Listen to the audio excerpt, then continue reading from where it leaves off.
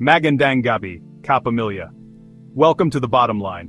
The topic we will dissect tonight is a sensitive yet fascinating one: polygyny in the Bible. Was the practice of having multiple wives a sin in the eyes of God? Or was it a sanctioned, acceptable part of the culture and laws of the time? Many today immediately assume that the Bible prescribes one man for one woman, period. But a closer, more honest look at the scriptures reveals a far more complex and nuanced picture. The pages of the Old Testament are filled with revered figures, patriarchs, prophets, and kings who practiced polygyny. The crucial question is not whether it happened, but how God responded to it. Did he condemn it? Or did he simply regulate it, setting rules for a practice that was already deeply embedded in society? Let's start by laying the groundwork. The Bible never issues a direct, explicit command that says, "Thou shalt not have more than one wife." This absence is deafening, especially when compared to the very clear prohibitions against adultery, theft, or murder. Instead of condemnation, we find regulation. The Law of Moses, for instance, contains specific rules on how to manage a polygynous household. It ensures the inheritance rights of the firstborn son, even if his mother is the less favored wife, as we see in Deuteronomy chapter 21 verses 15 to 17. This implies that God was not seeking to abolish the practice, but to ensure justice and order within it. The focus was on protecting the vulnerable, not on limiting the number of wives a man could have. Consider the stories of Sarah and Hagar, or Rachel and Leah. The common interpretation is that their stories are cautionary tales against polygyny. But is that really the bottom line? The conflict between Sarah and Hagar stemmed from Hagar's contempt for her mistress after she conceived, as told in Genesis 16 verse 4, and Sarah's subsequent harsh treatment of her. It was a conflict born of pride and oppression, not the mere fact of a second union. Similarly, the rivalry between sisters Rachel and Leah was fueled by favoritism, jealousy over fertility, and a desperate longing for their husband Jacob's affection. The problem wasn't the polygynous structure itself, but the human failings, envy, insecurity, and favoritism that poisoned the relationships within it. The narrative even suggests divine involvement in these polygynous arrangements. God heard Hagar's cry of distress and blessed her son, Ishmael. He saw Leah's pain of being unloved and opened her womb, blessing her with many children, as we see in Genesis 29, verse 31. These are not the actions of a God who is fundamentally opposed to the family structure. Rather, they show a God who interacts with people within their cultural context, showing compassion and justice even in complex and messy family dynamics. The issue, time and again, is revealed to be the state of the human heart, not the number of spouses. When we talk about the great men of the Old Testament, we cannot ignore their marital lives. King David, a man described as being after God's own heart, had multiple wives. The prophet Nathan, speaking for God, confronts David about his sin with Bathsheba. In his rebuke, Nathan says something remarkable. He reminds David of all the blessings God had given him. "I gave you your master's house and your master's wives into your arms. And if this had been too little, I would have given you even more," as it says in 2 Samuel chapter 12 verse 8. Let's be very clear about this. God, through his prophet, explicitly states that he gave Saul's wives to David. This is a powerful statement. It suggests that polygyny, for a king, was not just tolerated, but was seen as a part of the divine blessing and inheritance. The story of King Solomon, David's son, is often cited as the ultimate example of polygyny gone wrong. He had 700 wives and 300 concubines.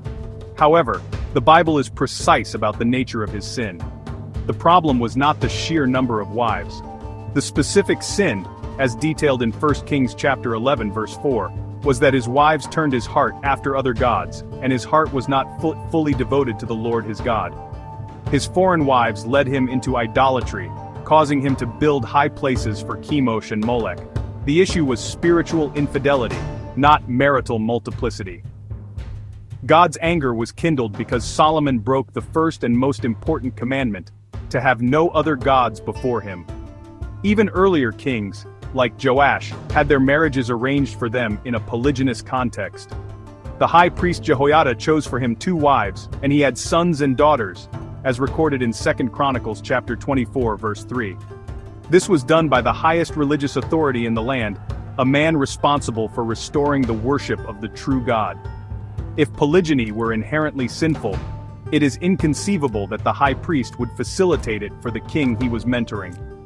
This act further cements the idea that within the framework of the Old Covenant, the practice was considered normal and acceptable, especially for leadership, as long as it did not lead to idolatry or injustice. The law given to kings in Deuteronomy chapter 17, verse 17, is often misinterpreted. It says a king must not take many wives, or his heart will be led astray. The Hebrew word for many here is often understood in the sense of excessively or to an extreme. It's a warning against multiplication to the point of distraction and apostasy, as exemplified by Solomon. It is not a blanket prohibition against having more than one wife. It is a principle of moderation, a call for the king to remain focused on his primary duty, to govern justly and follow God's law. The warning is about the potential consequence, the heart being led astray, not the number itself being the sin. Now, let's fast forward to the New Testament. Many believe this is where the door to polygyny was firmly shut. The most common verse used to support this is the qualification for church leaders, who must be the husband of one wife, as found in 1 Timothy chapter 3 verse 2 and Titus chapter 1 verse 6. At first glance, this seems like a clear prohibition.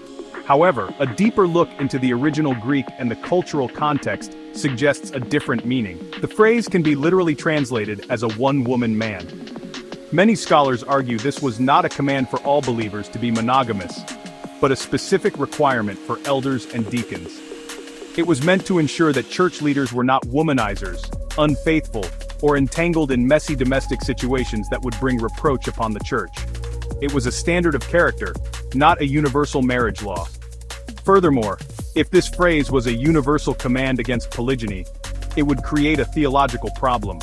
It would mean that revered patriarchs like Abraham, Jacob, and David would be disqualified from leadership in the New Testament church.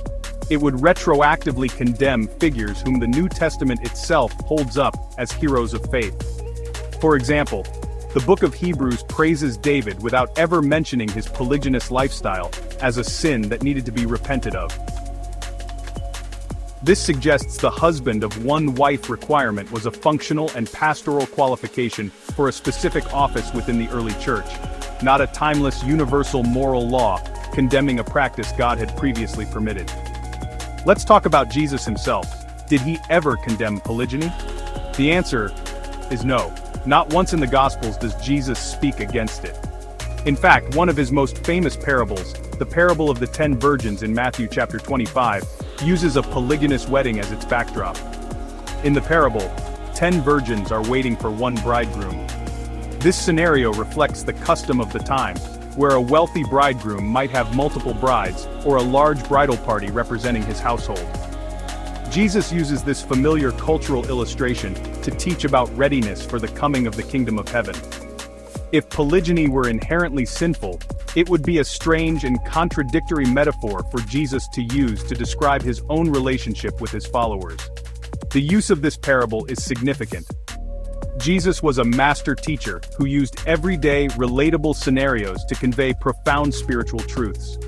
By using a polygynous wedding as the framework for a story about the kingdom of God, he implicitly normalizes the practice.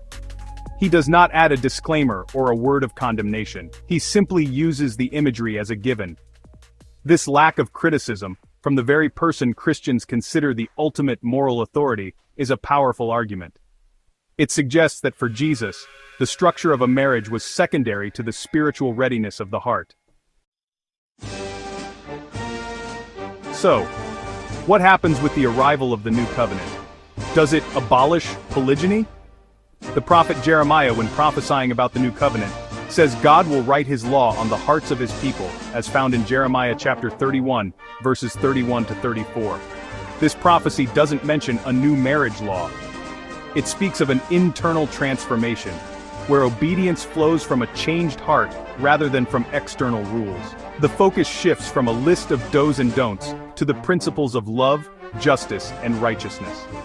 Therefore, the question under the new covenant is not how many wives can I have, but am I able to love, provide for, and live justly with my family, regardless of its size and structure. The Bible consistently points us back to the root of the problem. It's not polygyny, but the sins that can arise within any relationship, monogamous or polygynous. These are sins like jealousy, as seen with Rachel and Leah, oppression, as seen with Sarah and Hagar, and idolatry, as seen with Solomon. God's laws were designed to mitigate these sins. He commanded a husband with multiple wives not to deprive the first wife of her marital rights, as in Exodus 21, verse 10. And to ensure the firstborn son's inheritance was protected, as in Deuteronomy 21, verses 15 to 17. The regulations prove that God was managing the practice, not condemning it as inherently evil. The bottom line is this: the Bible does not present polygyny as a sin. It presents it as a cultural reality that God regulated to ensure justice and protect the vulnerable. The Old Testament is filled with godly men who practiced it, some with God's explicit blessing. In the New Testament, neither Jesus nor the apostles issue a universal condemnation of the practice. The husband of one wife requirement appears to be a specific qualification for church leadership, emphasizing a man's character and ability to manage his household well, rather than a universal marriage doctrine. The focus, from Genesis to Revelation, is always on the heart. Therefore, to label polygyny as an outright sin is to read into the text a prohibition that isn't there. It overlooks the cultural context, the specific language of the law, and the actions of God Himself throughout the biblical narrative. The real biblical concern is not about the number of partners in a marriage. It is about whether that marriage is characterized by love, justice, faithfulness to God, and the absence of oppression and idolatry. And that, Kapamilya, is my bottom line. Magandang gabi po.